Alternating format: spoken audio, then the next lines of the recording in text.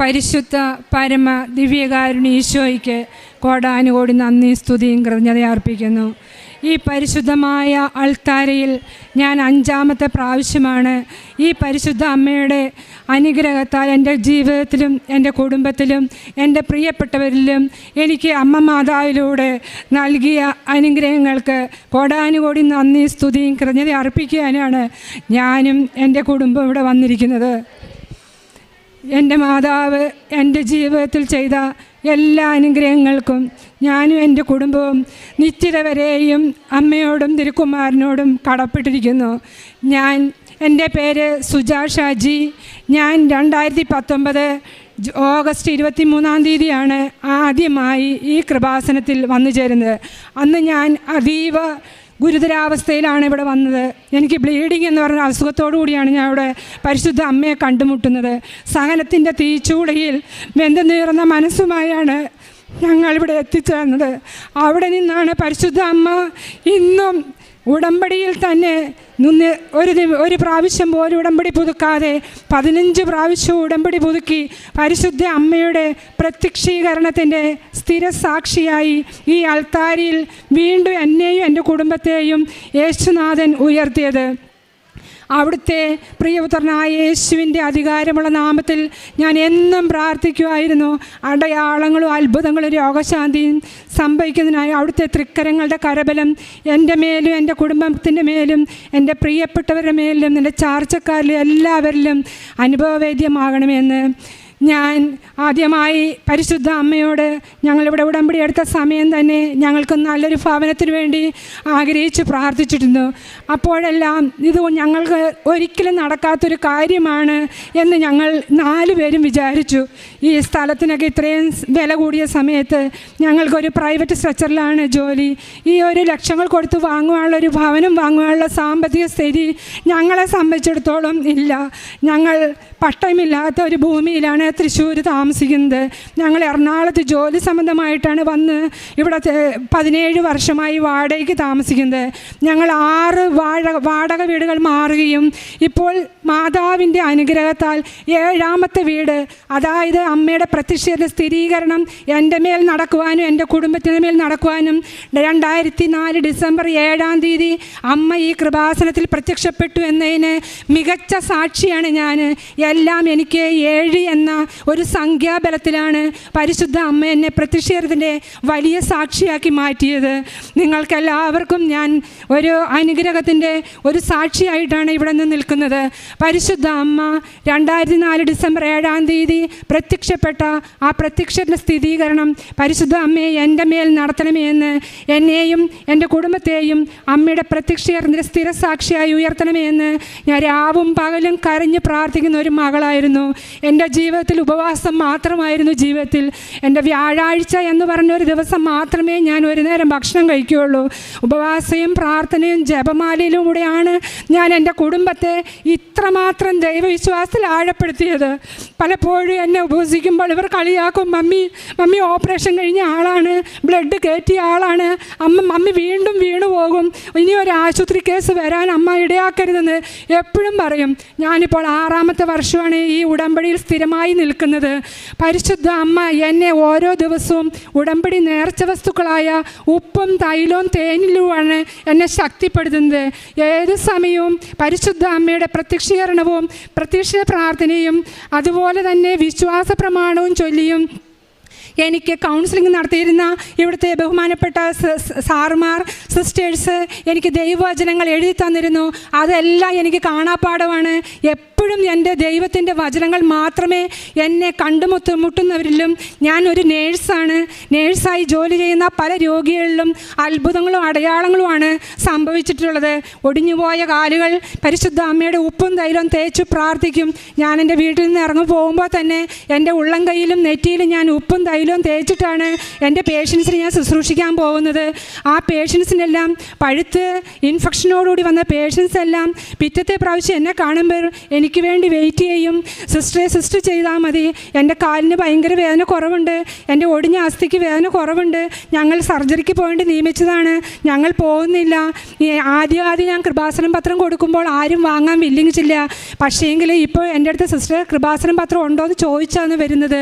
പക്ഷേ ഞാൻ എല്ലാവർക്കും ഇവിടുത്തെ ദൈവവചനവും പരിശുദ്ധ അമ്മയുടെ പ്രത്യക്ഷ സാക്ഷിയായി എന്നെ യേശുനാമത്തിൽ ഉയർത്തുന്നത് പോലെ ഞാൻ കൊടുക്കുന്ന പത്രങ്ങളിൽ ദൈവവചനം എഴുതിയും അമ്മയുടെ പ്രത്യക്ഷ സാക്ഷികളായി നിങ്ങളെ ഏവരെയും ഉയർത്തുവാനുമായിട്ടാണ് എല്ലാ 3 കെട്ട് പത്രവും ഞാൻ വാങ്ങി രാത്രി 12:30 വരെ ഇരുന്ന് എഴുതി പ്രാർത്ഥിക്കും. ഞാൻ കാരണം എൻ്റെ മക്കൾക്കോ ഹസ്ബൻഡിനോ നേരായ രീതിയിൽ ഉറങ്ങാൻ പോലും അവരും പണി കഴിഞ്ഞ് വന്ന് കിടക്കുകയാണ്. ഞാൻ ഈ പ്രാർത്ഥിച്ച് കിടന്ന് എനിക്ക് എന്നാലേ സമാധാനമുള്ളൂ. അങ്ങനെ ഞാൻ ഈ ഉടമ്പടി പത്രം, നമ്മുടെ കൃപാസനം പത്രം മൊത്തം ദൈവവചനം എഴുതി എല്ലാവരുടെ കൈകളിലും ഞാൻ അനാവശ്യമായി ആർക്കും കൊടുക്കാറില്ല, നിന്ദിക്കുന്നവർക്കും പരിഹസിക്കുന്നതും കൊടുക്കില്ല. ഏറ്റവും അത്യാവശ്യപ്പെട്ടവരായ എൻ്റെ ഹോസ്പിറ്റലിൽ വരുന്ന അവർക്ക് തന്നെയാണ് ഞാൻ കൊടുക്കുന്നത്. ആരെയും ഞാൻ തേടി പോകേണ്ട ആവശ്യമില്ല. ആദ്യം ഞാൻ നാണക്കേട് കൊണ്ട് കൊടുക്കാൻ മടിച്ചിരുന്നു. ഇപ്പോൾ എന്നെ തേടി, ഈ പത്രം തേടി എന്നെ കാണാൻ വേണ്ടി ആൾക്കാർ വരും. എല്ലാം എൻ്റെയും എൻ്റെ ജീവിതത്തിൽ നടന്ന എല്ലാം ഈ പരിശുദ്ധ അമ്മയുടെയും തിരുക്കുമാരൻ്റെയും ഒറ്റ സാന്നിധ്യം കൊണ്ട് മാത്രമാണ്. 17 വർഷം വാടകയ്ക്കിടുന്ന ഞങ്ങൾക്ക് പരിശുദ്ധ അമ്മയുടെ വണക്കമാസത്തിൻ്റെ ഈ 18-ാം തീയതി എൻ്റെ നിയോഗം ഇട്ട് ഞങ്ങളുടെ ഒരു സഹോദരി ഇവിടെ വന്ന് പ്രാർത്ഥിക്കാൻ നിയോഗം എഴുതി വണക്കമാസത്തിൽ പ്രാർത്ഥനയ്ക്ക് ഇവിടെ എഴുതിക്കൊണ്ടിരുന്ന് ഇവിടെ പ്രാർത്ഥിക്കാൻ കൊടുത്ത സമയത്ത് ഞാൻ അന്ന് ഞായറാഴ്ച 2 മണിയായപ്പോൾ ഒരു യൂട്യൂബിൽ ഒരു വീടിൻ്റെ പരസ്യം കാണുന്നു. അത് ഞാൻ എൻ്റെ ഹസ്ബൻഡിന് അയച്ചു കൊടുത്തു. അന്നേരം തന്നെ ഹസ്ബൻഡ് അതുകൊണ്ട് ആ ബ്രോക്കറെ വിളിച്ചു. ഇപ്പം തന്നെ വീട് കാണാൻ പറ്റുമോ എന്ന് ചോദിച്ചു. കാണാൻ പറ്റുമെന്ന് പറഞ്ഞു. 4 മണിക്ക് ആ വീടിൻ്റെ അടുത്തെത്തി.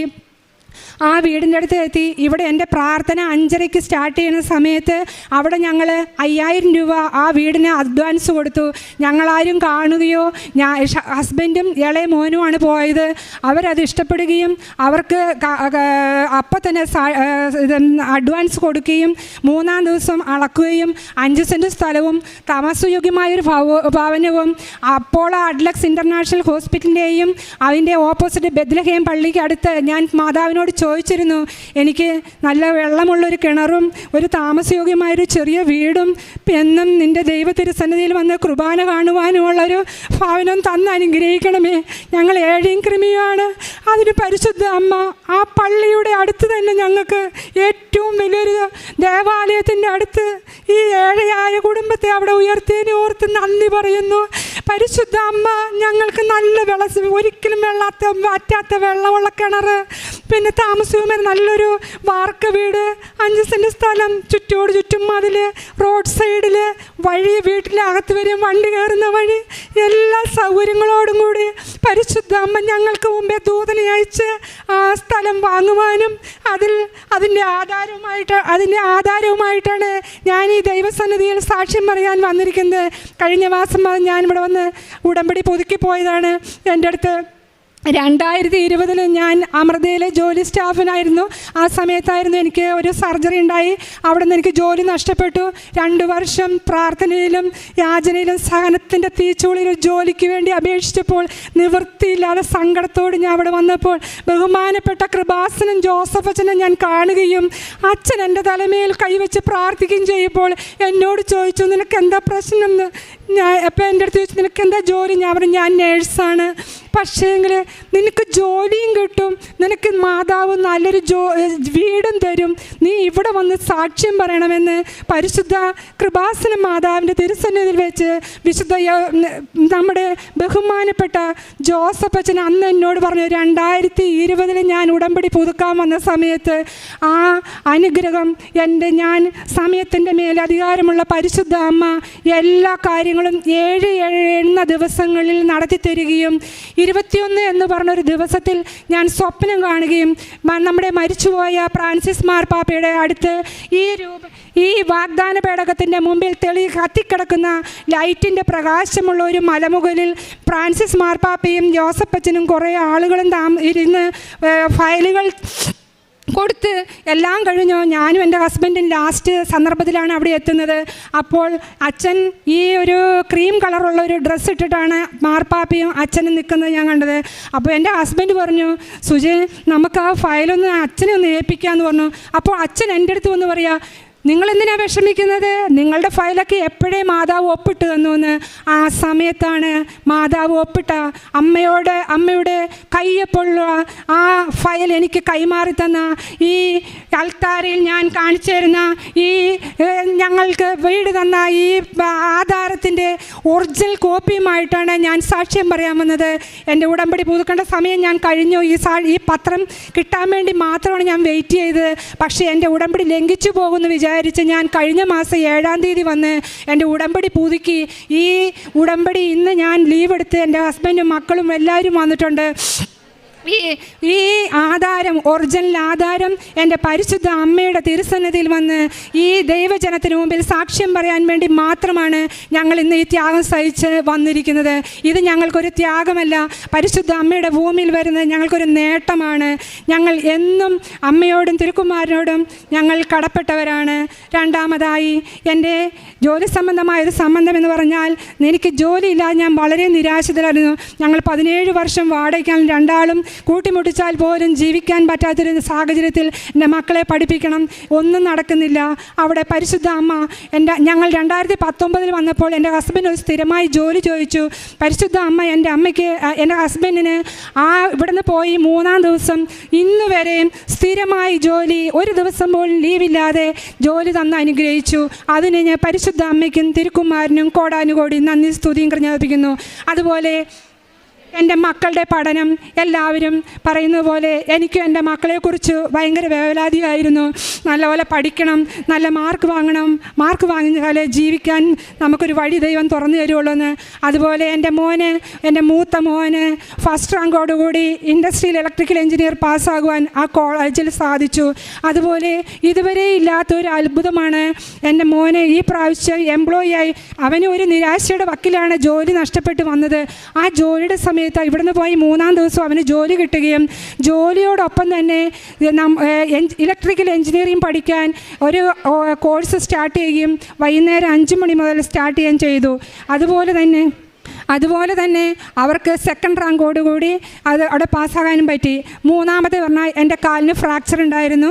ഞാൻ അഖണ്ഡ ജപമാല സമയത്ത് മാധവനോട് പ്രത്യേകം പ്രാർത്ഥിച്ചിരുന്നു, ഈ കാല് വെച്ച് ഒരു ആശുപത്രിയിലും പോകാതെ എൻ്റെ കാലിൽ ഉടമ്പടി ഉപ്പും നേർച്ച വസ്തുക്കളും ഉപയോഗിച്ച് കുരിശ് വഹിച്ച് ഞാൻ പ്രാർത്ഥിക്കുമായിരുന്നു. അമ്മ എനിക്കത് സാധിച്ചു തന്നു, എൻ്റെ സുഖം പ്രാപിച്ചു. അതുപോലെ തന്നെ എൻ്റെ എല്ലാവിധ അസുഖങ്ങൾക്കും, എൻ്റെ വീട്ടിലെ എല്ലാ അസുഖങ്ങൾക്കും, ഒരു ദിവസം എൻ്റെ ഹസ്ബൻഡിന് തലകറക്കവും ചെവിവേദനയും വന്നു. എൻ്റെ ഒന്നും കേൾക്കില്ലാത്തൊരവസ്ഥ. ഉടമ്പടി തൈലവും തേനും നാവിൽ കൊടുക്കുകയും ഉപ്പും തൈലവും ചെവിയിലും നെറ്റിയിലും തേച്ച് പ്രാർത്ഥിക്കുകയും ചെയ്തു. ഇന്ന് വരെ ആ തലകറക്കവും ചെവിവേദനയും ചെവി കേൾവിക്കുറവും ഉണ്ടായിട്ടില്ല. പരിശുദ്ധ അമ്മ ഇതല്ല, എൻ്റെ ചാർച്ചക്കാർക്കും എല്ലാവർക്കും, ഞാൻ അറിയുന്ന എല്ലാവരിലും കോടാനുകോടി നന്ദികൾ സമർപ്പിച്ചു. അവരുടെ എല്ലാം സാക്ഷികളായി ക്രിസ്തുവിൻ്റെ നാമത്തിൽ എന്നെയും എൻ്റെ കുടുംബത്തെ ഉയർത്തിയതിനും എനിക്ക് പറഞ്ഞു തീരാത്ത നന്ദികൾ പരിശുദ്ധ അമ്മ ഈ വർഷത്തിനുള്ളിൽ തന്നിട്ടുണ്ട്. എല്ലാ നന്മകൾക്കും കോടാനുകോടി നന്ദിയും സ്തുതിയും ഈ ദൈവജനത്തിന് മുമ്പിൽ ഞാൻ സാക്ഷ്യപ്പെടുത്തുന്നു. അതോടൊപ്പം ഞാനും എൻ്റെ കുടുംബവും നിത്യത വരെയും പരിശുദ്ധ കൃപാസന മാതാവിൻ്റെ പ്രത്യക്ഷീകരണത്തിൻ്റെ സ്ഥിരസാക്ഷിയായി ജീവിക്കാമെന്നും ഇവിടെ ഞങ്ങൾ സമർപ്പിച്ച് പ്രാർത്ഥിക്കുന്നു. നിങ്ങളെല്ലാവരും എനിക്കും എൻ്റെ കുടുംബത്തിനും വേണ്ടി പ്രാർത്ഥിക്കണം. ഇവിടെ എനിക്കൊരു വാക്കും കൂടി പറയാനുണ്ട്. ഞാൻ ഈ ഇരിക്കുന്നവരിൽ ഏറ്റവും നിരാശയിലും സങ്കടത്തിലും വിഷമത്തിലും വന്നിരുന്ന ആളാണ്. പരിശുദ്ധ അമ്മ എന്നെ ഇത്രത്തോളം ഉയർത്തിയെങ്കിൽ നിങ്ങൾ ആരും സങ്കടപ്പെടേണ്ട. നിങ്ങളെല്ലാവരും ഇവിടെ നിന്ന് പോകുമ്പോൾ സന്തോഷവതികളായിട്ടായിരിക്കും പോകുന്നത്. ഇതിലെല്ലാം ഉപരിയായിട്ട് എനിക്ക് 21 എന്നുള്ളൊരു നമ്പർ മാതാവ് സ്വപ്നത്തിൽ കാണിച്ചു തന്നു. അന്ന് ഞങ്ങൾക്ക് വീടിൻ്റെ രജിസ്ട്രായിരുന്നു. പിറ്റത്തെ ജൂൺ മാസം 21-ാം തീയതി ആയിരുന്നു രജിസ്റ്റർ. പിറ്റത്തെ ജൂലൈ 21-ാം തീയതി വൈകുന്നേരം ഞാൻ ഉടമ്പടി പ്രാർത്ഥന ചൊല്ലുന്ന സമയത്ത് എൻ്റെ പച്ച മെഴുകുതിരിയിൽ കർത്താവിൻ്റെ തിരുഹൃദയം പല രൂപങ്ങളിലായി പ്രത്യക്ഷപ്പെട്ട് തീനാളത്തിന് മുകളിലായി രക്തകളർ രീതിയിൽ പരിശുദ്ധ തിരുഹൃദയം ഞങ്ങളുടെ കണ്ണുകളിൽ കാണുകയും എൻ്റെ ഫോണിൽ അത് ഉണ്ടാകിയിട്ടുണ്ട്, ഞാൻ എടുത്തിട്ടുണ്ട്. അതുപോലെ തന്നെ നീലത്തിരിയിൽ പരിശുദ്ധ അമ്മ കൈകൂപ്പി നിൽക്കുന്ന ഫോട്ടോയും എൻ്റെ നീലത്തിരിയിൽ പ്രത്യക്ഷീകരണ പ്രാർത്ഥന 3 മണിക്ക് ചൊല്ലുന്ന സമയത്ത് എനിക്ക് കാണിച്ചു തന്നിട്ടുണ്ട്. ഇത്ര വലിയ അനുഗ്രഹം ചെയ്ത അമ്മ എനിക്ക് സ്ഥലം വാങ്ങുവാൻ, ഞങ്ങൾക്കൊരു സഹോദരങ്ങളെ ദൂതനായി ആ ഭവനത്തിന് ഒരു കാര്യമില്ലാതെ ഞങ്ങൾക്ക് സഹായം തന്ന ആ പരിശുദ്ധ കുടുംബത്തിനെ ഞാൻ ദൈവത്തിരുന്ന് സമർപ്പിക്കുന്നു. അവരെ അനുഗ്രഹിക്കുകയും ആശീർവദിക്കുകയും അവരെ മേൽക്കുമേൽ അനുഗ്രഹം കൊണ്ട് വർഷിക്കുകയും ചെയ്യണമേ. എന്നെ എൻ്റെ കുടുംബത്തെയും അമ്മയുടെ തിരുസന്നിധിയിൽ സാക്ഷ്യം വഹിക്കുവാൻ ഇടയാക്കിയ പരിശുദ്ധ നന്മയെ ഓർത്ത് ഞാൻ 1000 നന്ദി പറയുന്നു. പ്രത്യേകിച്ച് എന്നും നമ്മൾക്ക് വചനം നേടിത്തരുന്ന, നമ്മുടെ ജീവിതത്തിന് ഡെയിലി ബ്രെഡ് എന്ന് പറഞ്ഞ് ആ പ്രാർത്ഥന ചൊല്ലിത്തരുന്ന ജോസഫ് അച്ഛനെ ദൈവകരങ്ങളിൽ സമർപ്പിക്കുന്നു. അച്ഛൻ്റെ ഡെയിലി ബ്രെഡും പ്രത്യക്ഷീകരണ പ്രാർത്ഥനയും ചൊല്ലിയാണ് എൻ്റെ ദിവസം ആരംഭിക്കുന്നത്. ഞാൻ പുറത്തു പോകുമ്പോഴും വരുമ്പോഴും പരിശുദ്ധ അമ്മയുടെ നീല മേലങ്കിക്കുള്ളിൽ പൊതിഞ്ഞുകൊണ്ടാണ് ഞാനും എൻ്റെ കുടുംബവും നടക്കുന്നത്. ഇന്ന് ഈ വാടക വീടുകളിൽ ഞങ്ങൾ 4 ആളും ഇന്നിവിടെ സാക്ഷ്യം പറയാൻ ഉണ്ടാകില്ലായിരുന്നു. ഒരു പഴയ വീട്ടിൽ ഞങ്ങൾ വെളുപ്പിനെ ഉടമ്പടി പ്രത്യക്ഷീകരണ പ്രാർത്ഥന ചൊല്ലിക്കിടക്കുമ്പോൾ പെരുമഴയത്ത് ആ വീട് ഇടിഞ്ഞു വീഴുകയും 4 ഉത്തരത്തിൻ്റെ മേൽ ഭിത്തിയിൽ വന്ന് ചുമരിൻ്റെ മുകളിൽ ആ വീട് മൊത്തം ഇരുന്നപ്പോൾ എല്ലാവരും കിരികിരാന്നൊരു ശബ്ദം മാത്രമേ കേട്ടുള്ളൂ. ആ വീട്ടിൽ നിന്നുമാണ് പരിശുദ്ധ അമ്മ ഞങ്ങൾക്ക് വലിയ കോട്ടങ്ങളും നേട്ടങ്ങളൊന്നുമില്ലാതെ പരിശുദ്ധ അമ്മ സന്തോഷപൂർവ്വം ഒരു കുടുംബം തന്ന അനുഗ്രഹിച്ചത്. അമ്മ തന്ന എല്ലാ അനുഗ്രഹങ്ങൾക്കും ഞങ്ങൾ നന്ദി പറയുന്നു. എല്ലാവർക്കും കോടാനുകോടി നന്ദി ഞാൻ ദൈവതിരുസന്നിധിയിൽ സമർപ്പിക്കുന്നു. നന്ദി. സങ്കീർത്തനം 127:1. കർത്താവ് വീട് പണിയുന്നില്ലെങ്കിൽ പണിക്കാരുടെ അധ്വാനം വ്യർത്ഥമാണ്. കർത്താവ് നഗരം കാക്കുന്നില്ലെങ്കിൽ കാവൽക്കാർ ഉണർന്നിരിക്കുന്നത് വ്യർത്ഥമാണ്. സുജയുടെ സാക്ഷ്യം നമ്മളോട് പറഞ്ഞത് 17 വർഷം വാടക വീട്ടിൽ താമസിച്ചിരുന്നു. പല വീടുകളിൽ കയറി ഇറങ്ങി. നിങ്ങൾക്കും അറിയാം, ഒരു വീട്ടിൽ നിന്ന് അടുത്ത വീട്ടിൽ പോകുമ്പോൾ എന്തെല്ലാം ത്യാഗങ്ങളും വേദനകളുമുണ്ടെന്ന്. അവരിത് സഹിച്ചാണ് 17 വർഷവും അവർ വാടക വീട്ടിൽ താമസിച്ചതെന്ന്. പരിശുദ്ധ അമ്മയുടെ ഒരു കാര്യമേ പറഞ്ഞുള്ളൂ. അമ്മ പ്രത്യക്ഷപ്പെട്ട 7 എന്നുള്ളൊരു തീയതി. ആ തീയതിയിലാണ് ഈ സുജയ്ക്കും കുടുംബത്തിനും കൊടുക്കുന്ന അനുഗ്രഹം. കൃപാസന പത്രം ഓരോ വീടുകളിലും കയറി ഇറങ്ങി ഓരോരുത്തരുടെ കയ്യിൽ കൊടുക്കുമ്പോൾ രാത്രി 12 മണി വരെ ഉറങ്ങാതിരുന്നു കൊണ്ട് അതിനകത്ത് വചനം എഴുതി മറ്റുള്ളവർക്ക് കൊടുക്കുകയാണ്. പ്രേക്ഷിത പ്രവർത്തനം ചെയ്യുക. പത്രം മാത്രമല്ല, അതിൻ്റെ കൂടെ വചനവും കൊടുക്കുന്നുണ്ട്. അച്ഛൻ പുതുക്കുന്ന ക്ലാസ്സിൽ പറയുന്നുണ്ട്, നിങ്ങൾക്ക് വചനം പ്രഘോഷിക്കാൻ സാധിക്കുന്നില്ലെങ്കിൽ നിങ്ങൾ ഈ പത്രം കൊണ്ടേ കൊടുത്താൽ മതിയെന്ന്. അവർ വചനം കൂടി അയച്ചാണ് പ്രേക്ഷിത പ്രവർത്തനം ചെയ്തതെന്ന് സുജ നമ്മളോട് പറയുകയുണ്ടായി. കണ്ണുനീരിടുന്നവരുടെ കൂട്ടത്തിൽ കണ്ണുനീരൊപ്പിക്കൊടുക്കാൻ സമയത്തിൻ്റെ അമ്മ സഞ്ചാരിയമ്മയായിട്ട് കടന്നു വരുമെന്ന് സുജ നമ്മളോട് പറഞ്ഞു. ഇത്രയും വലിയ അനുഗ്രഹം കൊടുത്തത് വണക്കമാസ സമയത്ത് വണക്കത്തിൽ നിയോഗം എഴുതി വെച്ച് പ്രാർത്ഥിച്ചു. അമ്മേ, ഞാനിന്ന് എൻ്റെ വണക്കം വായിക്കുകയാണ്. ഒരു സഹോദരിയാണ് ഇവർക്ക് വേണ്ടി വണക്കത്തിന് പൈസ കൊടുത്തത്. അതിൽ പറഞ്ഞു, ആ സമയത്താണ് ഇവിടെ വണക്കം നടക്കുന്ന സമയത്താണ് അവരുടെ രജിസ്ട്രേഷന് അഡ്വാൻസ് കൊടുത്തത്. വീടിന് അഡ്വാൻസ് കൊടുക്കുന്ന ഡേറ്റാണ് ഇവിടെ മാതാവിൻ്റെ വണക്കമാസം നടത്തിയ സമയത്ത്. അത്രയും വരെ അമ്മ അടുപ്പിച്ച് എളുപ്പം സാധിച്ചു കൊടുക്കുകയാണ്. അമ്മയ്ക്ക് ഇത്രയൊക്കെയല്ലേ ചെയ്യാൻ പറ്റുള്ളല്ലേ? അമ്മ എന്തെല്ലാം ചെയ്തു തന്നാലും മതിയാവില്ലല്ലേ? ഉടമ്പടിയെടുത്തവരോട്, കണ്ണുനീരിടുന്നവരോട് കൂടെ നിൽക്കുന്ന അമ്മയാണ്. അമ്മയ്ക്കറിയാം ഓരോ ഭവനത്തിലുള്ള വേദനകൾ. അമ്മയും കുടുംബജീവിതം നയിച്ചതുകൊണ്ട് ഒരു കുടുംബത്തിനുണ്ടാകുന്ന വേദന, ഒരു ഭവനമില്ലാത്ത വേദന അമ്മയ്ക്കറിയാം. അമ്മ അത് സാധിച്ചു കൊടുത്തു. ആ വേദന അമ്മ മാറ്റിക്കൊടുത്തു. അതിനുശേഷം ജോലിയുടെ കാര്യത്തിൽ ജോലിയില്ലാതെ വിഷമിക്കുമ്പോൾ അറിയാൻ പറ്റും ഒരു കുടുംബത്തിലുണ്ടാകുന്ന വേദനകളെല്ലാം. അതും പരിശുദ്ധ അമ്മ സാധിച്ചു കൊടുത്തു. കാലൊടിഞ്ഞിരുന്നിട്ടും ആ കാല് വെച്ചുകൊണ്ടാണ് ജപമാല റാലിയിൽ പങ്കെടുത്തത്. സുജ പറഞ്ഞത് നമ്മളോട് അങ്ങനെയാണ്. ആ കാല് വെച്ചുകൊണ്ട് ഇവിടെ നർത്തുങ്കൽ വരെ ജപമാല ചൊല്ലിപ്പോയി, പ്രാർത്ഥിച്ചു, എൻ്റെയും എൻ്റെ കുടുംബത്തെയും പരിശുദ്ധാത്മാവിനാൽ നിറയ്ക്കണമെന്ന്. അത് പരിശുദ്ധാത്മാവിനാൽ തന്നെ നിറച്ചു കൊടുത്തു. ഈ അഭിഷേകത്താൽ അവരെ അഭിഷേകം ചെയ്തു കൊടുത്തു. ഇതാണ് പരിശുദ്ധ അമ്മ. ഇതാണ് കരയുന്നവരെ ആശ്വസിപ്പിക്കുന്ന അമ്മ. ഇതാണ് സഞ്ചാരി അമ്മ, സമയത്തിൻ്റെ മേൽ അധികാരമുള്ള അമ്മ, നരകസർപ്പത്തിൻ്റെ തലയെ തകർത്ത അമ്മ. ഈ അമ്മയാണ് ഈ ഉടമ്പടി എടുത്ത ഓരോ മക്കളുടെയും കൂടെ നടന്നുകൊണ്ട് അവർക്ക് ചെയ്തു കൊടുക്കുന്നതെന്ന് ഈ കുടുംബം നമ്മോട് അൾത്താരയിൽ സാക്ഷ്യപ്പെടുത്തുകയുണ്ടായി. മറ്റുള്ളവരിലൂടെ ഈ സുജയ്ക്ക് കിട്ടിയ വലിയ അനുഗ്രഹത്തിന്, അതുപോലെ പലതവണ പച്ചത്തിരിയിൽ അമ്മയ്ക്കെടുത്ത് ചോദിക്കും, എനിക്കൊരു അടയാളം തരണേ, അമ്മേൻ്റെ കൂടെ ഉണ്ടെന്ന് എനിക്കൊരു അടയാളം തരണമേ. ഉടനെ പച്ചത്തിരി കത്തിക്കുമ്പോൾ പൂക്കളായിട്ടും അമ്മയുടെ ഹൃദയമായിട്ടും, അമ്മ ഹൃദയം കാണിച്ചു തന്നത്, ഹൃദയവുമായിട്ടാണ് അമ്മ ഇവിടെ പ്രത്യക്ഷപ്പെട്ടത്. ആ ഹൃദയമായിട്ട് തിരിയിൽ കാണിച്ചു കൊടുത്തു, അതുപോലെ പൂക്കളായിട്ട് കാണിച്ചു കൊടുത്തു. അങ്ങനെ അടയാളം കൊണ്ട് അവരുടെ കുടുംബത്തെ വിശുദ്ധീകരിക്കുകയും വിശ്വാസത്തിലേക്ക് കൊണ്ടുവരികയും ചെയ്തു. അങ്ങനെ ഒന്നും വേണ്ട എന്നല്ല, വേണമെന്ന് തോന്നണതെല്ലാം പരിശുദ്ധ അമ്മ സാധിച്ചു കൊടുക്കും. അമ്മയോട് പറഞ്ഞാൽ മതി. അമ്മയോട് പറയുന്നതാണ് വ്യക്തിപരമായ പ്രാർത്ഥനയെന്ന് ഞാൻ പറയുകയുണ്ടായി. വ്യക്തിപരമായി അമ്മയോട് സംസാരിക്കുമ്പോൾ അമ്മ നിങ്ങളോട് സംസാരിക്കും, നിങ്ങൾക്ക് അടയാളം തരും.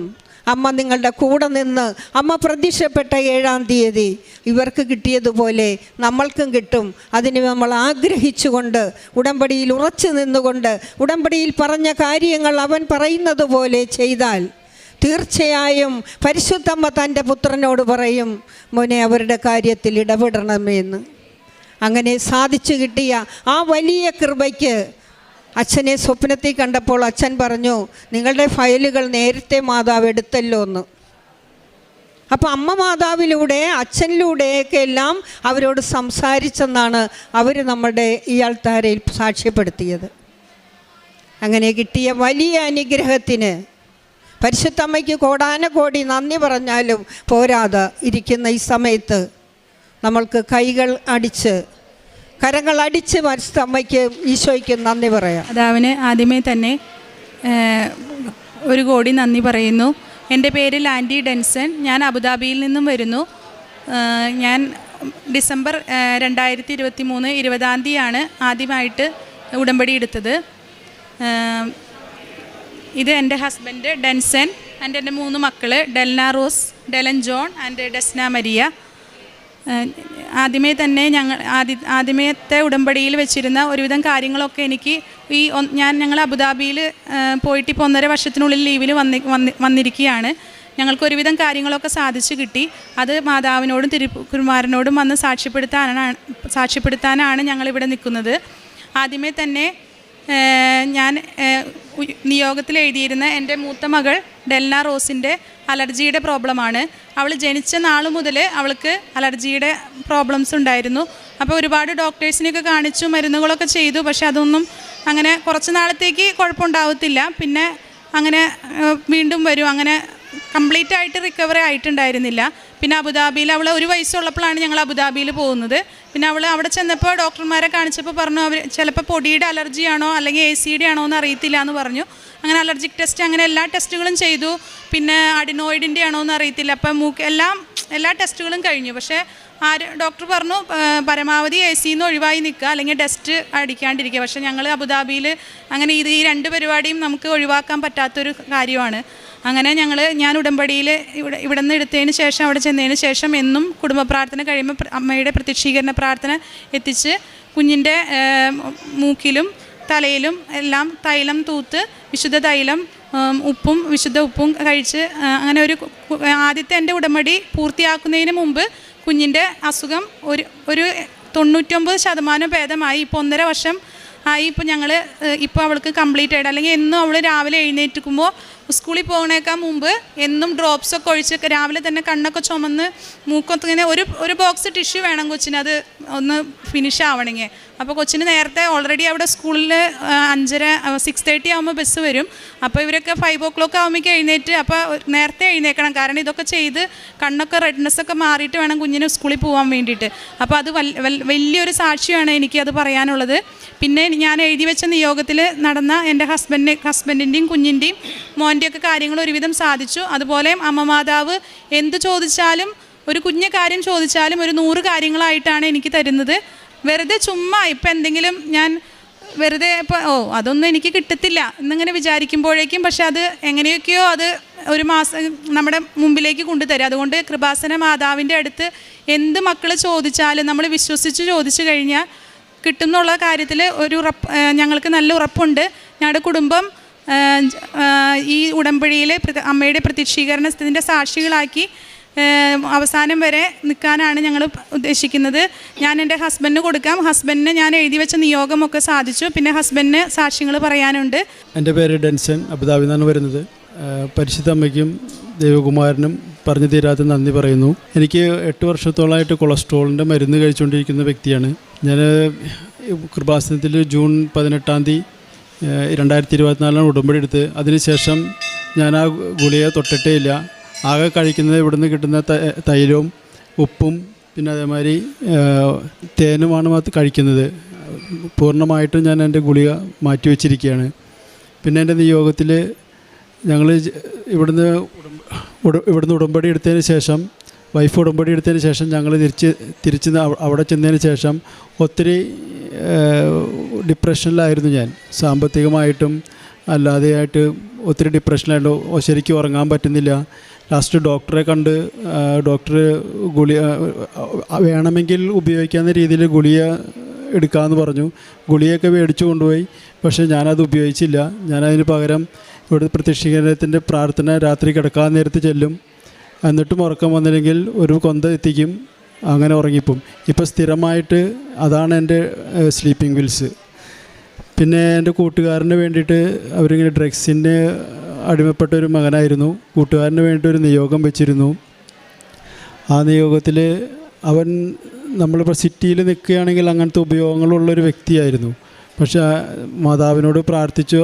അങ്ങനെ അവനൊരു അവിടെ കൂട്ടുകാരൻ അബുദാബിയിലാണുള്ളത്. അവനിങ്ങനെ ഒരു ട്രാൻസ്ഫർ കിട്ടിയ ഒരു ഐലൻഡിലേക്ക്, ഒരു മിലിറ്ററി ഏരിയ ആണ്. അത് കാരണം കൊണ്ട് അവൻ അതിൽ നിന്നൊക്കെ പൂർണ്ണമായിട്ടും മാറി. ഇത്രയൊക്കെയാണ് എൻ്റെ സാക്ഷ്യങ്ങൾ. പിന്നെ ഞാൻ ബുർജിൽ ഹോസ്പിറ്റലാണ് വർക്ക് ചെയ്യുന്നത്. അപ്പോൾ നേഴ്സായിട്ടാണ് വർക്ക് ചെയ്യുന്നത്. അപ്പോൾ അവിടെ ഞാൻ പെയിൻ ക്ലിനിക്കിൽ വേദനിച്ച് വരുന്ന ആൾക്കാർക്ക് ഇഞ്ചക്ഷൻ കൊടുക്കുന്ന ഒരു ക്ലിനിക്കാണ് ഞങ്ങളുടെ. അപ്പോൾ വന്ന് ഓൾറെഡി അവർ ഒരുപാട് വേദനയോട് കൂടിയാണ് ആ ക്ലിനിക്കിലേക്ക് വരുന്നത്. നട്ടല് വേദന, കഴുത്ത് വേദന, അങ്ങനെ ഒരുപാട് വേദനകളോട് കൂടിയിട്ടാണ് വരുന്നത്. അപ്പോൾ സ്റ്റിറോയിഡ് ഇഞ്ചക്ഷനാണ് അവിടെ എടുക്കുന്നത്. അത് എടുക്കുമ്പോൾ വലിയ നീഡിൽ വെച്ച് നട്ടലിൽ കുത്തുന്ന സൂചി വെച്ചിട്ടാണ് ഡോക്ടർ എടുക്കുന്നത്. അപ്പോൾ ഞങ്ങൾ അസിസ്റ്റ് ചെയ്യാൻ നിൽക്കുന്നത്. അപ്പോൾ ഞാൻ എപ്പോഴും പ്രാർത്ഥിക്കും. ആ വേദനിച്ച് വീൽ ചെയറിലൊക്കെ ആയിരിക്കും വരുന്നതൊന്നും നടക്കാൻ പോലും കുനിഞ്ഞ് തണ്ടലൊക്കെ വിലങ്ങിയിട്ട് വരുന്ന പേഷ്യൻസ് ആയിരിക്കും. അപ്പോൾ ഞാൻ എൻ്റെ മനസ്സിൽ എൻ്റെ കയ്യിൽ എപ്പോഴും പ്രത്യക്ഷീകരണ പ്രാർത്ഥനയുടെ ഒരു ലാമിനേറ്റ് ചെയ്തൊരു ഷീറ്റ് ഉണ്ട്. അപ്പോൾ അതിൽ നോക്കി അതിൽ മനസ്സിൽ പ്രാർത്ഥിച്ച്, കാരണം എല്ലാവർക്കും ഇഞ്ചക്ഷൻ എടുത്ത് 50% ഓക്കെയാണ്, 50% റിക്കവറി അത് അവരുടെ ബോഡി അനുസരിച്ചിരിക്കും. അപ്പോൾ അവരോട് പ്രാർത്ഥിക്കും. കാരണം അവർ ഓൾറെഡി വേദനിച്ച് വന്നിട്ട് വീണ്ടും ഈ ഇത്ര വലിയ നീഡിൽ കുത്തുമ്പോൾ അവർക്കുള്ള ആ വേദനയും കൂടി സഹിച്ചിട്ട് പിന്നെയും വേദന കുറവില്ലെങ്കിലുള്ള അവസ്ഥ. അപ്പോൾ അങ്ങനെ ഞാൻ ഈ പ്രത്യക്ഷീകരണ പ്രാർത്ഥന ചൊല്ലി പിറ്റേ ദിവസം വരുമ്പോൾ അവർ ഫോളോ അപ്പിന് വരുമ്പോൾ ഒരുപാട് ആശ്വാസമായി. അവർ ഒരുപാട് താങ്ക്സ് പറയാറുണ്ട്. അങ്ങനെ ഒത്തിരി അനുഭവങ്ങൾ ഉണ്ടായിട്ടുണ്ട്. പിന്നെ അതുപോലെ തന്നെ കുഞ്ഞു മോളെടുക്ക് പറയാനുണ്ടായ സാക്ഷി എന്ന് പറയുന്നത്, 2 വയസ്സിൽ അവളുടെ പല്ല് 4 എണ്ണം ചോക്ലേറ്റൊക്കെ കഴിച്ചെടുത്ത് കളഞ്ഞായിരുന്നു. അത് കഴിഞ്ഞ് ഒരു 6 വയസ്സാവാറായിട്ടും കുഞ്ഞിന് പല്ലൊന്നും വരുന്നില്ല. അത് മിൽക്ക് ടീത്ത് വന്ന് സാധാ വരുന്ന പല്ലാണെന്ന് വിചാരിച്ച് ഞങ്ങൾ വെച്ചു. പക്ഷെ ഞങ്ങൾ ഉടമ്പടിയിൽ എടുത്തതിന് ശേഷം ആൾ കുടുംബ പ്രാർത്ഥന കഴിയുമ്പോൾ എന്നും ഒരു മാസത്തോളം കണ്ടിന്യൂസ് കുഞ്ഞിൻ്റെ പല്ലുമ്മ വിശുദ്ധ തൈലം തേച്ച് പ്രാർത്ഥിച്ച് കഴിഞ്ഞപ്പോൾ കുഞ്ഞിൻ്റെ ഫ്രണ്ടിലെ 2 വലിയ ടീത്ത് അത് മുഴുവനായിട്ടും പൂർണ്ണ വളർച്ചയിൽ വന്നു. കാരണം വളരെ ഒരു ഇതായിരുന്നു. കാരണം 4 പല്ലില്ലാണ്ട് ചിരിക്കുമ്പോഴൊക്കെ ഭയങ്കര ഇതായിരുന്നു അവൾക്ക്. അപ്പോൾ അത് സാക്ഷ്യപ്പെടുത്താനാണ് കുഞ്ഞ് ഇവിടെ സാക്ഷ്യം പറയണമെന്നൊക്കെ പറഞ്ഞ് റെഡിയായിട്ട് വന്നതാണ്. പക്ഷേ ഇപ്പോൾ അവൾക്ക് ഇപ്പോൾ പേടിയായിട്ടാണ് പറയാത്തത്. പിന്നെ പ്രേക്ഷിത പ്രവർത്തനം, പിന്നെ ഒരുപാട് അനുഗ്രഹങ്ങൾ മാതാവ് തന്നിട്ടുണ്ട്. ഇന്നൊന്നും പറഞ്ഞാൽ തീരാത്ത അത്ര അനുഗ്രഹങ്ങൾ ഞങ്ങൾക്ക് തന്നിട്ടുണ്ട്. പിന്നെ ആത്മീയമായിട്ട് ഉടമ്പടിയിൽ വന്നതിന് ശേഷം ഒരുപാട് കൊന്തകൾ ചെല്ലാനും, അതുപോലെ ഞങ്ങൾ അവിടെയെന്ന് വെച്ചാൽ പള്ളിയിൽ എന്നൊന്നും പോകാനായുള്ള ഒരു സാഹചര്യം ഞങ്ങൾക്കില്ല. കാരണം ഡ്യൂട്ടി തുടങ്ങുന്നത് 7 മണിക്കാണ്, അവിടെ കുർബാന 6:30-ക്കാണ്. പിന്നെ രാവിലെ പിള്ളേരെ സ്കൂളിൽ വിടണം. അവിടുത്തെ സാഹചര്യങ്ങളനുസരിച്ച് അതിനുള്ളതില്ല. പിന്നെ കഷ്ടപ്പെട്ടാൽ നമുക്ക് പോകാൻ പറ്റും, അങ്ങനെ പോകുന്നവരുണ്ട്. അതൊന്നും ഉണ്ടായിരുന്നില്ല. അപ്പോൾ ആഴ്ചയിൽ ഞങ്ങളിപ്പോൾ കുർബാന മുടക്കാറില്ല. അതുപോലെ കുമ്പസാരം എന്ന് പറഞ്ഞാൽ അവിടെ ഞങ്ങൾ ഈസ്റ്റർ, ക്രിസ്മസ് അങ്ങനെയൊക്കെ വരുമ്പോൾ കുമ്പസാരിച്ച് അങ്ങനെ ഒരു ഗൾഫുകാരുടെ ഒരു ഇത്. പക്ഷേ ഞങ്ങൾ ഇത് ഉടമ്പടിയിലായതിന് ശേഷം ഞങ്ങൾക്ക് മാസത്തിൽ ഒരു ദിവസമെങ്കിലും പോയി കുമ്പസാരിച്ചില്ലെങ്കിൽ, അത് ഇംഗ്ലീഷ് ആയിക്കോട്ടെ മലയാളം ആയിക്കോട്ടെ, എനിക്കും അതെ ഹസ്ബൻഡിനും അതെ ഒരു സമാധാനമില്ല. അപ്പം അങ്ങനെ കൂടുതൽ ദൈവത്തോട് അടുക്കാനായിട്ട്, അതുപോലെ ചെറുപ്പം മുതൽ മാതാവിൻ്റെ വിശ്വാസത്തിലുള്ളൊരു മകളായിരുന്നു ഞാൻ. കാരണം ഡാഡിയും മമ്മിയൊക്കെ അതുപോലെ പള്ളിയിൽ പോകാൻ വളരെ സ്ട്രിക്റ്റ് ആയിരുന്നു. ഒരു ദിവസം പോലും പള്ളിയിൽ മുടങ്ങാണ്ട് ഞങ്ങളെ വിടുമായിരുന്നു. നിർബന്ധിച്ചാലും അന്നൊന്നും അങ്ങനെ അത്ര ഇതില്ലെങ്കിലും വിടുമായിരുന്നു. പക്ഷേ ഇപ്പോൾ അതിൻ്റെ അനുഗ്രഹങ്ങളൊക്കെ മാതാവിനോടുള്ള ആ ചെറുപ്പത്തിലുള്ള വിശ്വാസം കൃപാസന മാതാവിനെ കിട്ടിയപ്പോൾ അത് ഇരട്ടിച്ചിട്ടുണ്ട്.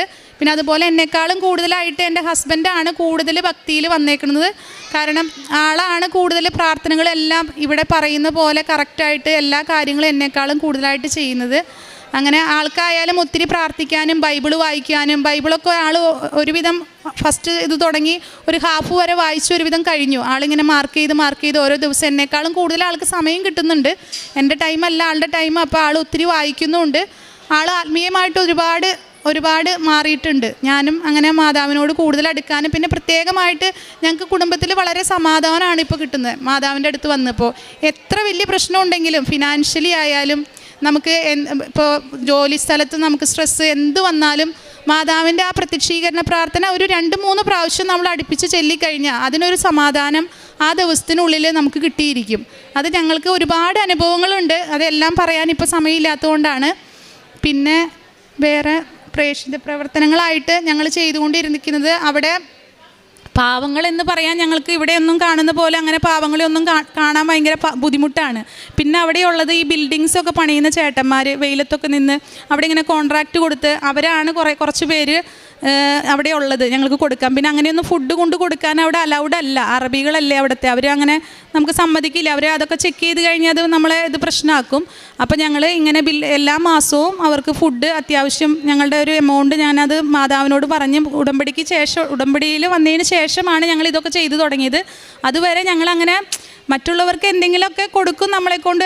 പക്ഷെ അതങ്ങനെ ഒരു നിയോഗമായിട്ടെടുത്ത് അങ്ങനെ ഒന്നും ചെയ്തിട്ടുണ്ടായിരുന്നില്ല. പക്ഷെ അതിൻ്റെ അനുഗ്രഹങ്ങൾ ഞങ്ങൾക്ക് ഒരുപാട്. ഇപ്പോൾ ഒരു മാസം അത്ര പേർക്ക് ഫുഡ് കൊടുത്താൽ ഞങ്ങൾക്ക് ആ ഒരു മാസം ചിലപ്പോൾ 3 പേര് അവിടെ പഠിക്കുന്നുണ്ട്. അപ്പോൾ ഞങ്ങൾക്ക് ഫിനാൻഷ്യലി, പിന്നെ ഞങ്ങളുടെ വീട് പണിതു, മാതാവ് വീട് പണിത് തന്നു.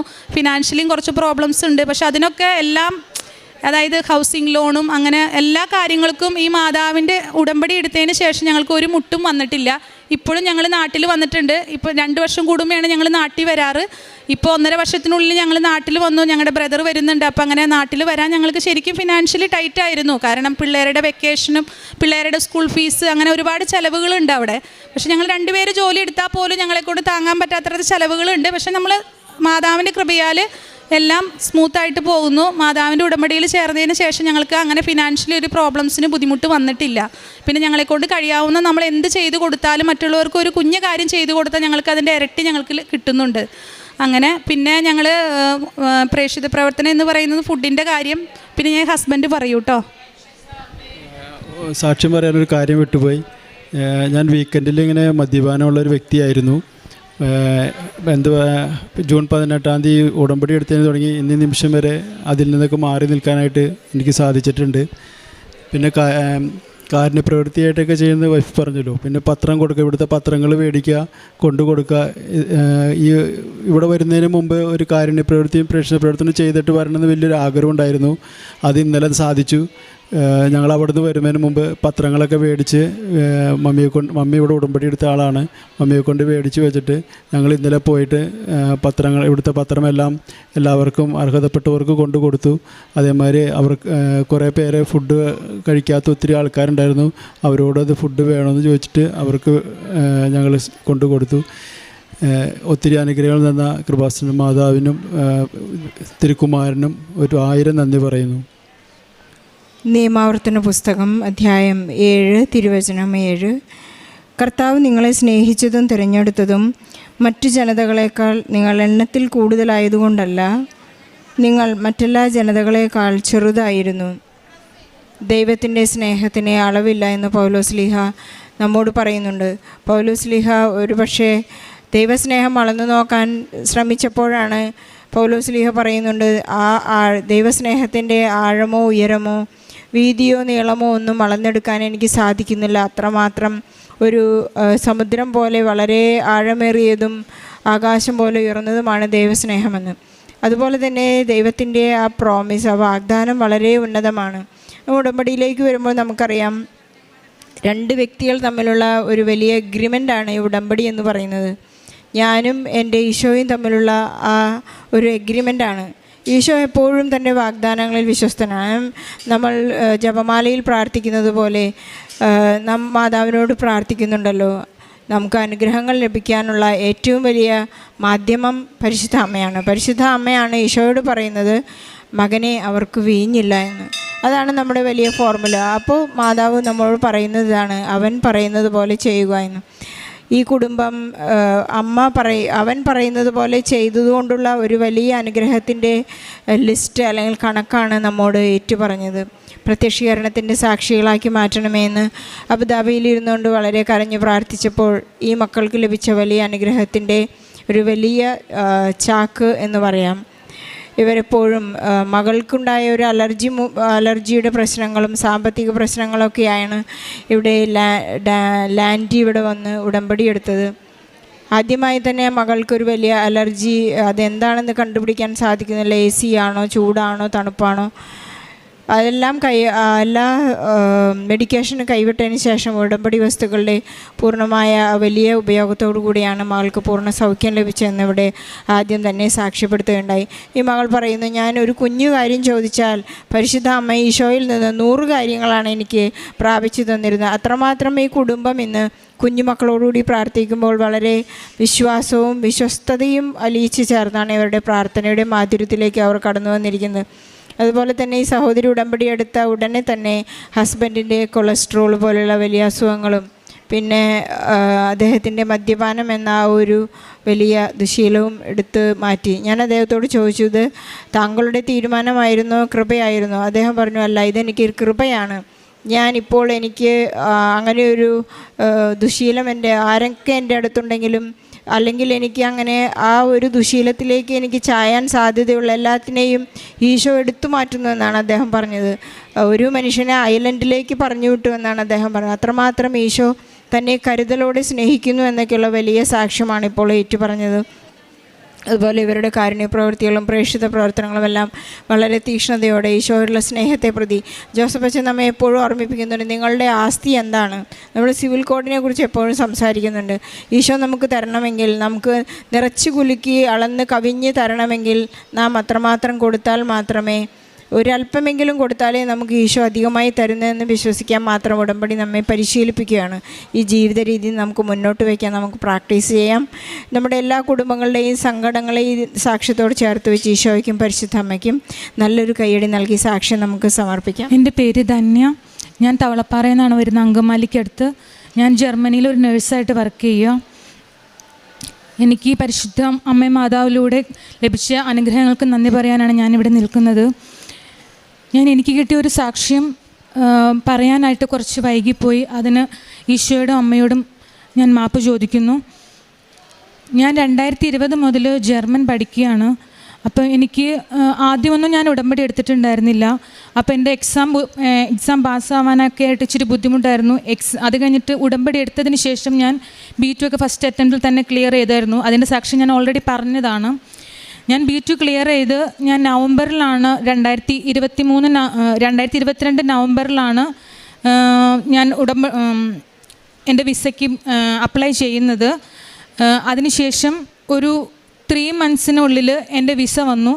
ഈ വിസയ്ക്ക് അപ്ലൈ ചെയ്തതിന് ശേഷം ഞാൻ ഈശോയുടെ എന്നും പ്രാർത്ഥിക്കുമായിരുന്നു. ഈ പ്രാർത്ഥിക്കുന്ന സമയത്ത് എനിക്കൊരു ഡേറ്റ് കാണിച്ചു തന്നായിരുന്നു മനസ്സിൽ, മാർച്ച് 15 എന്നുള്ളത്. അപ്പം ഞാൻ എൻ്റെ അമ്മയുടെ അടുത്തും റിലേറ്റീവ്സിൻ്റെ അടുത്തും പറഞ്ഞു, മാർച്ച് 15 എനിക്കൊരു ഡേറ്റ് കാണിച്ചു തരുന്നുണ്ട്, അപ്പോൾ എനിക്ക് അന്ന് തന്നെയായിരിക്കും എൻ്റെ വിസ അടിച്ച് വരിക എന്ന് പറഞ്ഞു. അപ്പോൾ മാർച്ച് 15 കഴിഞ്ഞു, അപ്പോൾ എൻ്റെ വിസ വരുന്നില്ല. അപ്പോൾ എല്ലാവരും പറഞ്ഞു, നീ പറഞ്ഞല്ലോ മാർച്ച് 15 എന്നിട്ട് എവിടാ ഡേറ്റ്, വിസ എവിടാന്ന് ചോദിച്ചു. അത് കഴിഞ്ഞിട്ട് കുറച്ച് ദിവസം കഴിഞ്ഞപ്പോഴത്തേക്ക് എൻ്റെ വിസ വന്നു. അപ്പോൾ ഞാൻ നോക്കുമ്പോൾ എൻ്റെ പാസ്പോർട്ടിൽ നോക്കുമ്പോൾ എൻ്റെ വിസ അടിച്ചേക്കുന്ന ഡേറ്റ് മാർച്ച് 15. അത് കഴിഞ്ഞിട്ട് ഞാൻ ഏപ്രിൽ ഫസ്റ്റ് വീക്കിൽ ഞാൻ ജർമ്മനിക്ക് പോയി. അവിടെ ചെന്ന് കഴിഞ്ഞപ്പോഴത്തേക്കും അവിടുത്തെ എല്ലാം ഇതൊക്കെ കണ്ടപ്പോഴത്തേക്കും ഞാൻ ആകെ ഡെസ്പായിപ്പോൾ. ഞാൻ വിചാരിച്ചു എന്നെ എല്ലാവരും കൂടെ ചതിച്ചതാണ്. കാരണം ഞാൻ അവിടെ ചെന്നപ്പോൾ ഒരു പഴയ ബിൽഡിങ്, അതായത് നമ്മൾ സ്വപ്നത്തിൽ കാണുന്ന ഒരു ജർമ്മനി അല്ല ഞാൻ അവിടെ ചെന്നിട്ട് കണ്ടു. അപ്പോൾ എനിക്ക് ഭയങ്കര ഡെസ്പായിപ്പോയി. അപ്പം ഞാൻ എല്ലാവരെയും വിളിച്ച് പരാതിയൊക്കെ പറഞ്ഞു, മാതാവിനോടും പറഞ്ഞു, എന്നെ ഇത്രയും ഞാൻ പ്രാർത്ഥിച്ചിട്ടും എന്നെ ഇവിടെയാണല്ലോ കൊണ്ടെത്തിച്ചതെന്ന് ഓർത്ത്. അത് കഴിഞ്ഞ് പിന്നെയാണ് എനിക്ക് അതിൻ്റെ ബോധം വരുന്നത്. എനിക്കൊരു ഗവൺമെൻറ് സെക്ടറിലുള്ള ഒരു സ്ഥലത്താണ് എനിക്ക് ജോബ് കിട്ടിയിരിക്കുന്നത്. പക്ഷേ എനിക്കത് അതിനെപ്പറ്റിയൊന്നും വിവരമില്ലായിരുന്നു, അറിയില്ലായിരുന്നു ഒന്നും.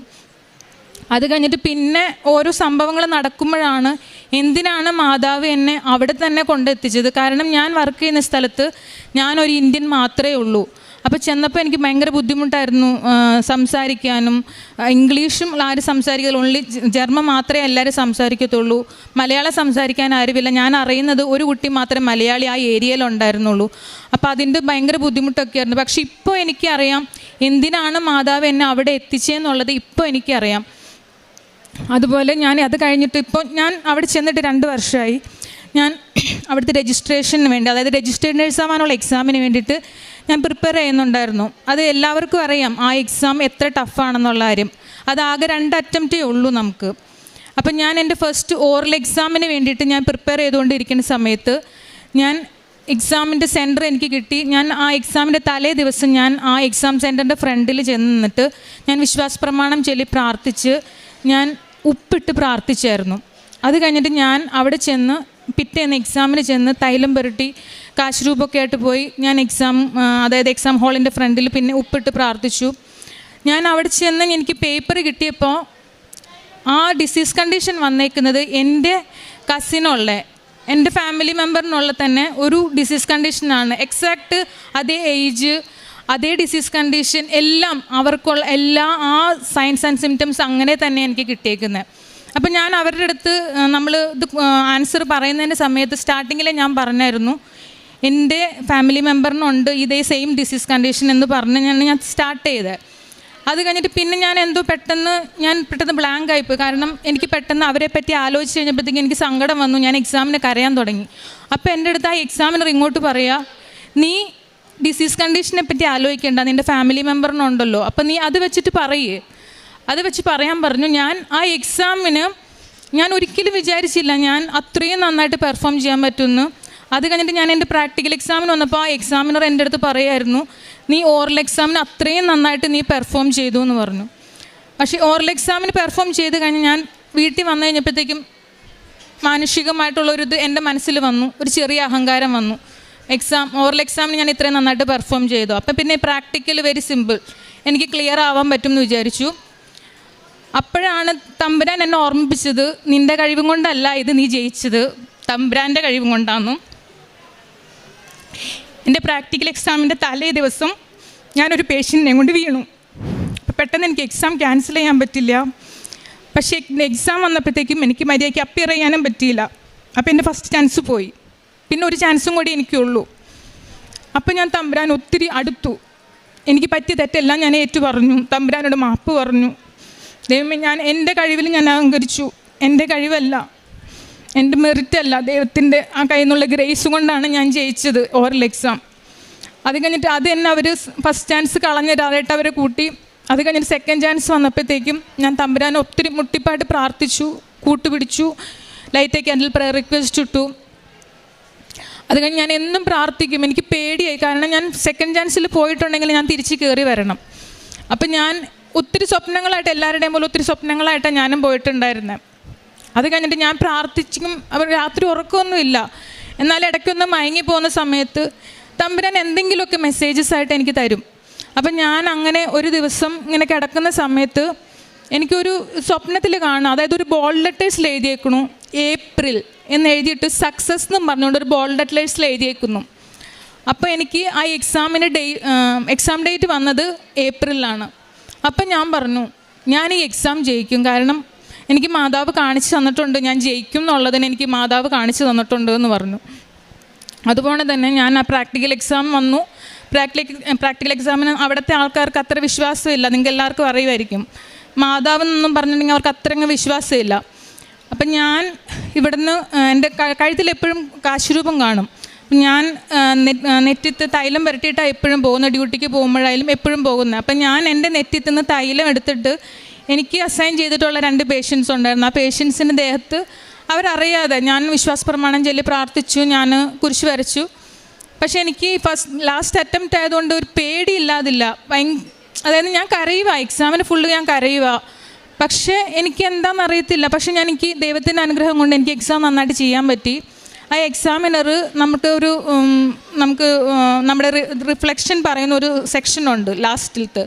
അത് കഴിഞ്ഞപ്പോൾ പുള്ളി പറയുക, നീ കഴിഞ്ഞ പ്രാവശ്യത്തെ പ്രാക്ടിക്കൽ എക്സാം കണ്ടപ്പോൾ ഞങ്ങൾ വിചാരിച്ചത് നിനക്ക് കിട്ടത്തില്ല എന്നാണ് വിചാരിച്ചത്, പക്ഷേ ഈ തവണ നീ അത്രയും ടോപ്പായിട്ട് നീ പെർഫോം ചെയ്തെന്ന് പറഞ്ഞു. അപ്പം ഞാൻ മനസ്സിൽ പറഞ്ഞു, ഞാനല്ല പെർഫോം ചെയ്തേ, എൻ്റെ മാതാവും ഈശോയും എന്നിലൂടെ പെർഫോം ചെയ്തതെന്ന് പറഞ്ഞു. എനിക്കിപ്പോൾ രജിസ്ട്രേഷൻ കിട്ടി. ഈ രജിസ്ട്രേഷനൊക്കെ കിട്ടുന്നതിന് മുൻപായിട്ട് ഞാൻ ചെന്നപ്പോൾ മുതലൊരു ഷെയർഡ് അപ്പാർട്ട്മെൻറ്റിലാണ് താമസിച്ചിട്ടുണ്ടായിരുന്നത്. അപ്പം ഞാൻ അന്ന് മുതൽ എനിക്ക് ആഗ്രഹം ഉണ്ടായിരുന്നു എൻ്റെ ഫാമിലിയെ കൊണ്ടുവരണമെന്ന്, പക്ഷെ നടക്കണില്ല.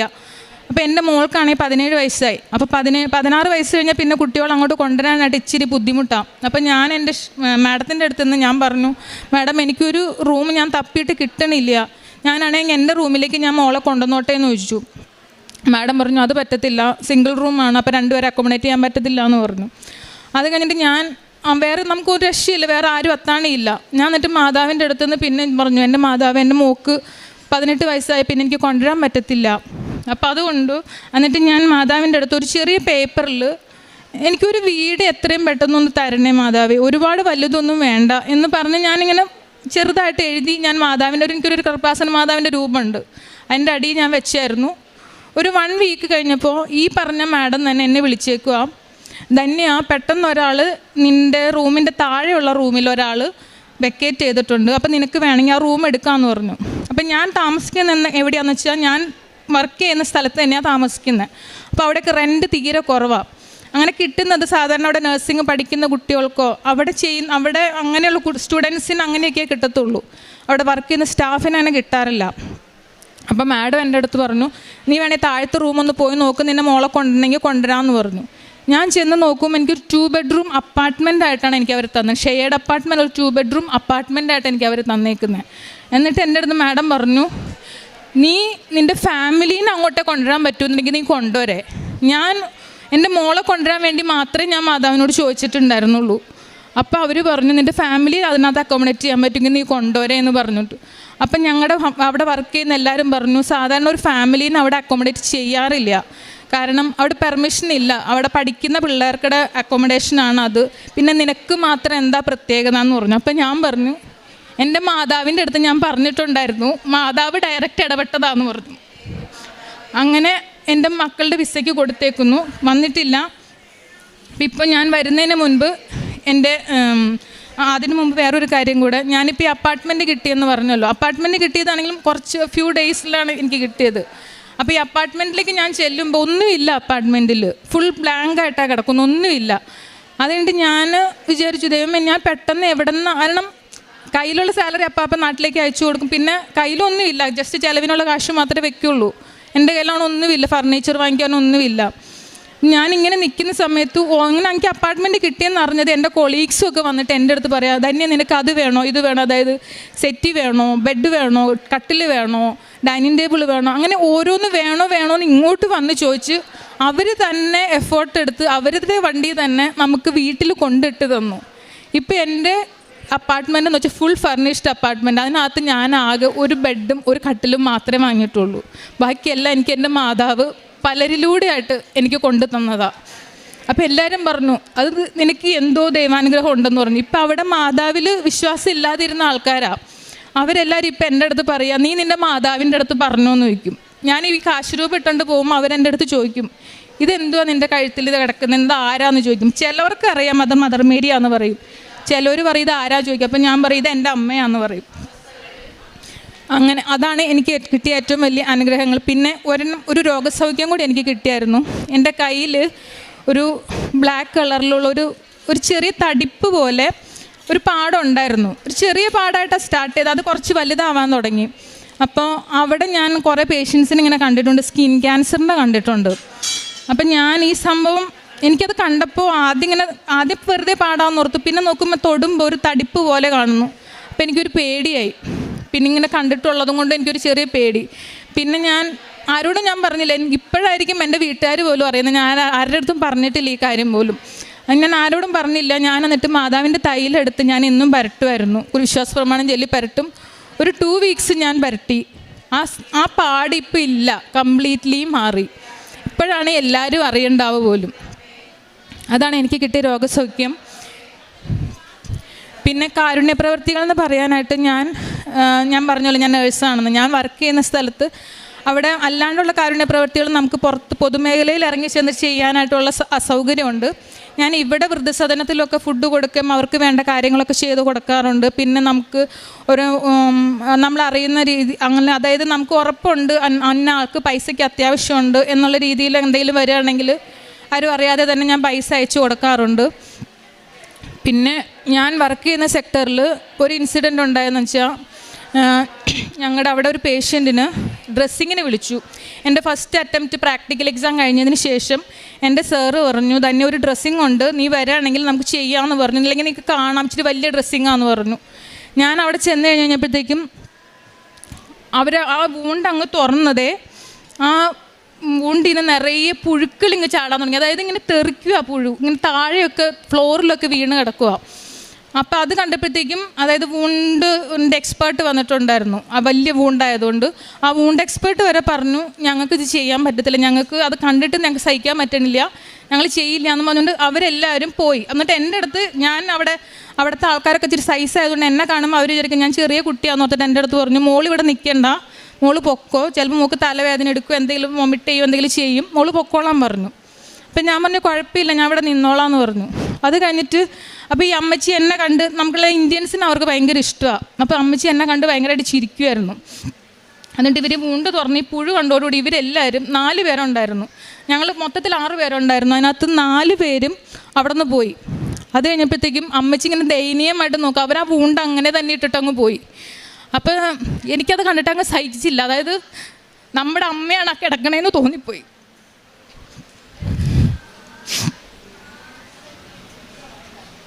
ഞാൻ പറഞ്ഞു, സാറും ഞാനും കൂടി ചെന്നു, ഞങ്ങൾ വൂണ്ട് ചെയ്തു. അപ്പം അമ്മച്ചി ചിരിക്കുക. അപ്പം ഞാൻ എൻ്റെ കഴുത്തിൽ കാശ് രൂപം ഉണ്ടായിരുന്നു. ഞാൻ ഈ കാശ് രൂപം എടുത്ത് അമ്മച്ചിയുടെ കാലയിൽ ഇങ്ങനെ വെച്ചു, കുരിശ് വരച്ചു.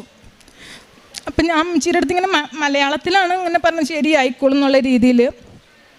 അപ്പം ഞാൻ തമ്പുരാനോട് പ്രാർത്ഥിച്ചു, എൻ്റെ തമ്പുരാനെ, ഞാനോ അമ്മച്ചി ചെയ്ത ഏതെങ്കിലും ഒരു നന്മ ഉണ്ടെങ്കിൽ അത് തമ്പുരാൻ കണക്കിലെടുക്കുന്നുണ്ടെങ്കിൽ ഒന്നെങ്കിൽ ഈ അമ്മച്ചിക്ക് പൂർണ്ണ സൗഖ്യം കൊടുക്കണേ, അല്ലെങ്കിൽ അമ്മച്ചീനെ ഇങ്ങോട്ട് നരകിപ്പിക്കല്ലേ എന്ന് പറഞ്ഞു. കാരണം ആ അമ്മച്ചി വയസ്സായതുകൊണ്ട് അവരുടെ ബന്ധുക്കൾ പറഞ്ഞു ആംബ്യൂട്ടേറ്റ് ചെയ്യേണ്ട കാലമാണ്. അപ്പോൾ അവർ പറഞ്ഞു ഞങ്ങൾക്ക് ഇതിൻ്റെ എക്സ്പെൻസ് എടുക്കാൻ പറ്റത്തില്ല, അതുകൊണ്ട് ആംബ്യൂട്ടേറ്റ് ചെയ്യത്തില്ല, അതങ്ങനെ കിടക്കട്ടെ, അത് എങ്ങനെയാണോ ലൈഫ് എൻഡ് പോകുന്ന അങ്ങനെ പോട്ടെ എന്ന് പറഞ്ഞു. അത് കഴിഞ്ഞിട്ട് 2 ദിവസം കഴിഞ്ഞപ്പോഴത്തേക്കും ഞാൻ പിന്നെ ഡ്രസ്സിങ്ങിന് ചെന്നു.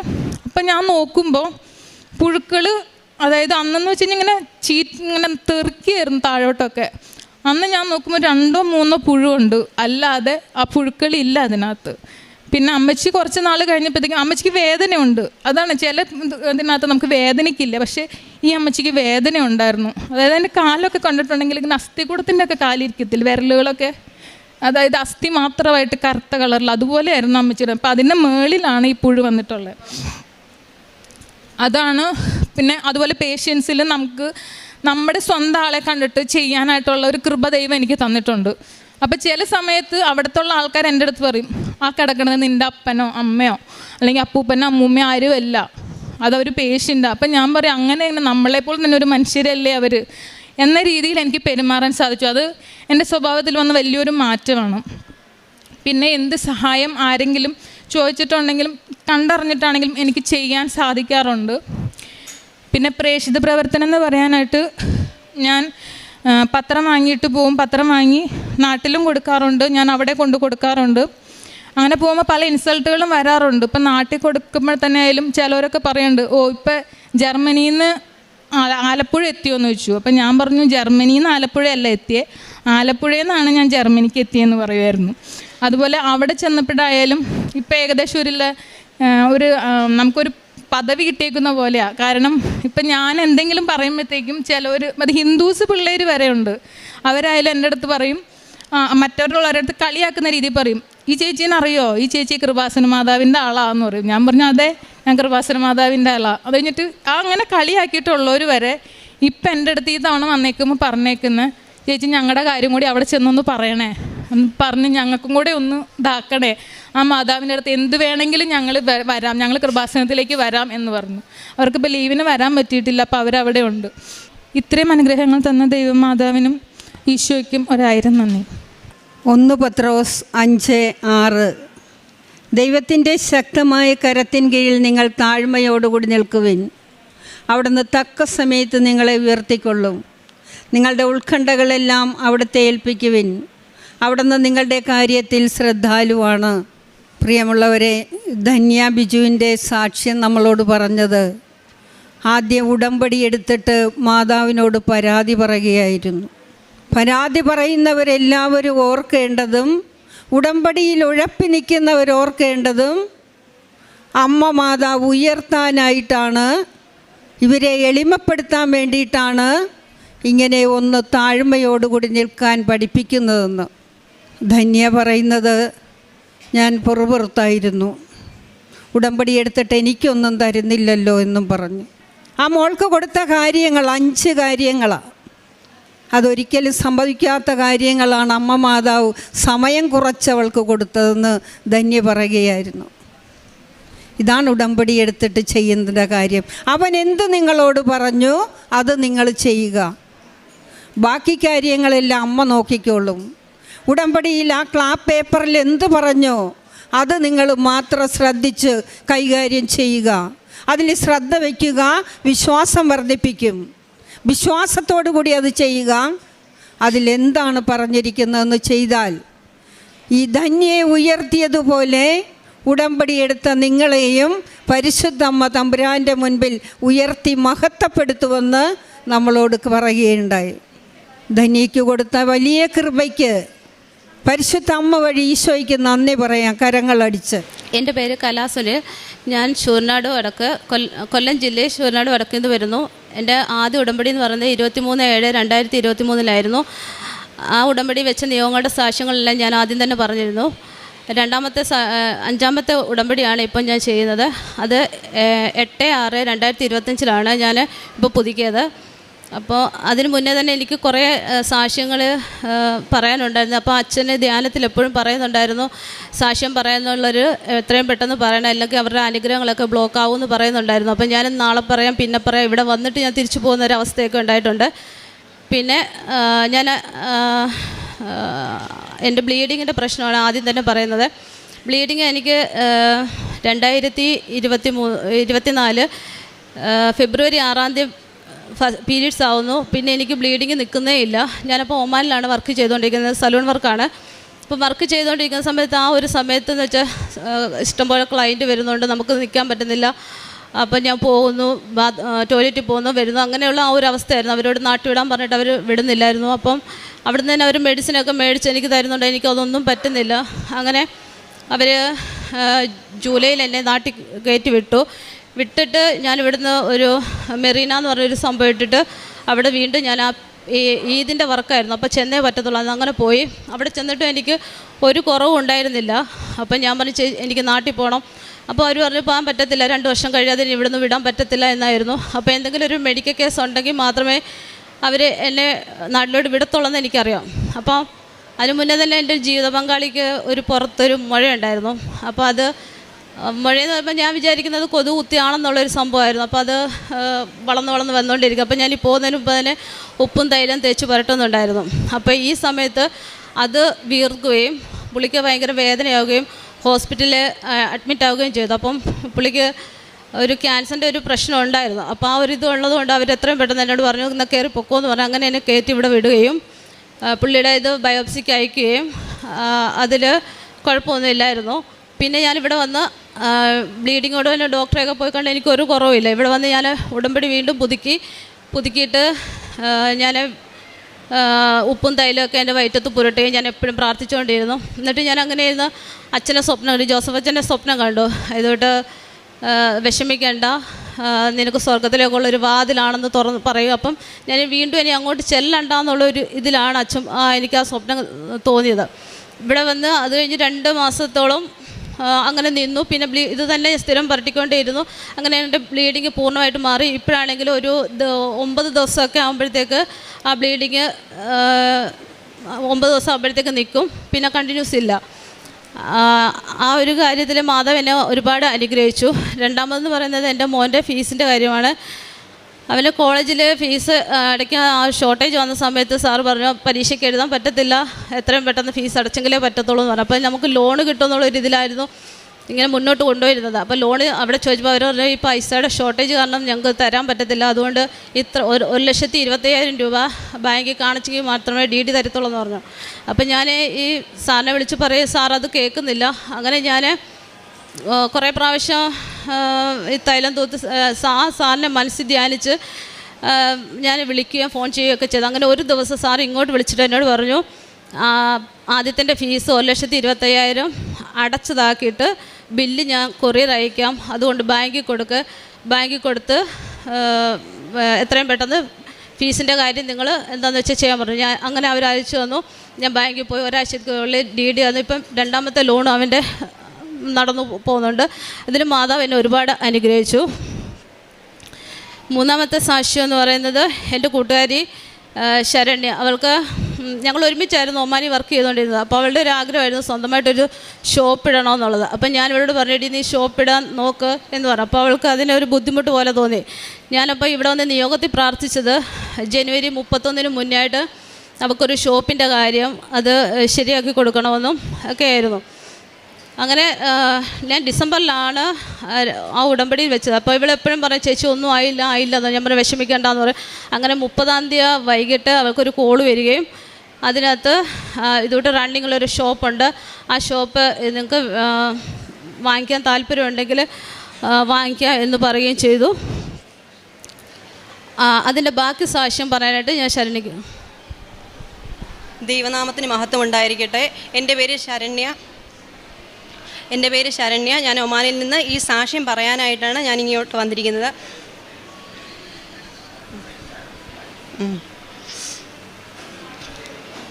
എനിക്ക് കിട്ടിയ അനുഗ്രഹത്തിൻ്റെ സാക്ഷ്യം പറയാനായിട്ടാണ് ഞാൻ ഇങ്ങോട്ട് വന്നിരിക്കുന്നത്.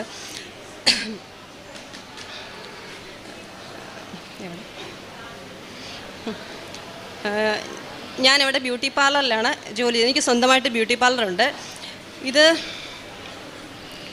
എനിക്ക് ആദ്യം മാതാവ് എന്തെന്നോ കൃപാസനം എന്തെന്നോ എനിക്കറിയില്ലായിരുന്നു. ഞാൻ ഈ ചേച്ചിയിലൂടെയാണ് ഞാനിതറിഞ്ഞത്. എനിക്ക് ഫസ്റ്റ് കഴിഞ്ഞ വർഷം ഫെബ്രുവരിയിലൊരു യൂറിനൽ ഇൻഫെക്ഷൻ വന്നു. അങ്ങനെ ഈ ചേച്ചി എന്നോട് പറഞ്ഞു നിനക്ക് വിശ്വാസം ഉണ്ടെങ്കിൽ നീ ഒരു കാര്യം ചെയ്യുക, നീ എൻ്റെ കൂടെ വന്ന് രാവിലെ ഇരുന്ന് പ്രാർത്ഥിക്ക് എന്ന് പറഞ്ഞു. അങ്ങനെ ഞാൻ ചേച്ചിയുടെ കൂടെ ഇരുന്ന് പ്രാർത്ഥിക്കുമായിരുന്നു. എനിക്ക് 3 ഹോസ്പിറ്റലിൽ പോയിട്ടും മാറാത്ത എനിക്ക് ആ ഒരു ഇൻഫെക്ഷൻ, എനിക്ക് ആ ചേച്ചി തൈലം നെറ്റിയിൽ തൊട്ട് കുരിശ് വെച്ച് പ്രാർത്ഥിക്കുമായിരുന്നു. അങ്ങനെ എനിക്ക് അത് മാറിക്കിട്ടി. അതുപോലെ എനിക്ക് 3 സിസ്റ്റ് ഉണ്ടായിരുന്നു യൂട്രസിൻ്റെ ട്യൂബിൽ, അതും മാറി. അതുപോലെ അച്ഛൻ ധ്യാനത്തിൽ പറയുന്നുണ്ടായിരുന്നു. അതുപോലെ ഓഗസ്റ്റ് 5-ാം തീയതി രാവിലെ ഡെയിലി ബ്രെഡിൽ പറയുന്നുണ്ടായിരുന്നു, അരിമ്പാറ മാറുന്നതിനെ പറ്റി പറയുന്നുണ്ടായിരുന്നു. എനിക്ക് അരിമ്പാറ ഉണ്ടായിരുന്നു, നല്ല വേദനയായിരുന്നു. അവിടെ ഹോസ്പിറ്റലിൽ കൊണ്ടുപോയി കാണിച്ചു, നൈട്രജൻ അടിച്ചു. എന്നിട്ട് എനിക്ക് വേദനയൊന്നും മാറുന്നില്ലായിരുന്നു.